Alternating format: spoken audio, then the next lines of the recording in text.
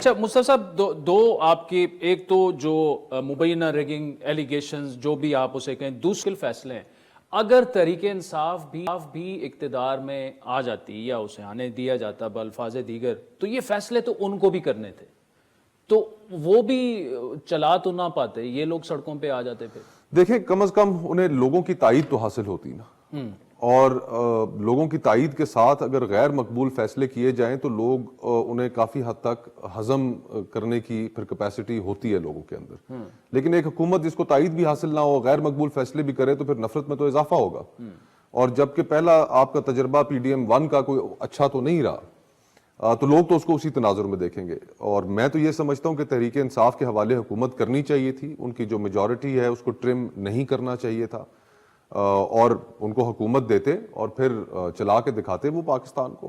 اور اگر اس میں کامیاب ہوتے تو ویل اینڈ گڈ، اور اگر نہ ہوتے تو پھر عوام ان کا محاسبہ کرتے. آپ کو یاد ہوگا کہ عمران خان صاحب وزیر اعظم تھے اور اتنے ان پاپولر ہو چکے تھے، خیبر پختونخوا میں لوکل باڈیز الیکشنز تھے، وہ سارے کے سارے ان کی جماعت ہار گئی. لوگ ٹکٹ لینے پہ تیار نہیں تھے. اور مجھے وہ وقت بھی یاد ہے کہ جب یوسف رضا گیلانی صاحب کے الیکشن میں محض مسلم لیگ نون کے ٹکٹوں کے وعدے کے اوپر لوگوں نے گیلانی صاحب کو ووٹ دے دیے تھے.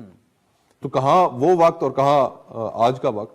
اب ان کے پاس ہمدردی کا، وکٹم ہوڈ کا ایک اتنا بڑا نیریٹو ہے، پھر ساتھ ان کا مورل ہائی گراؤنڈ بھی ہے کہ انہیں عوام نے اکثریتی جماعت کے طور پہ چنا ہے.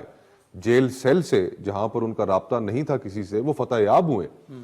تو یہ پاکستان کی تاریخ میں، ہماری سیاسی تاریخ میں ایک بڑا اہم موڑ تھا. لوگوں نے، پبلک نے انہیں مینڈیٹ دیا ہے.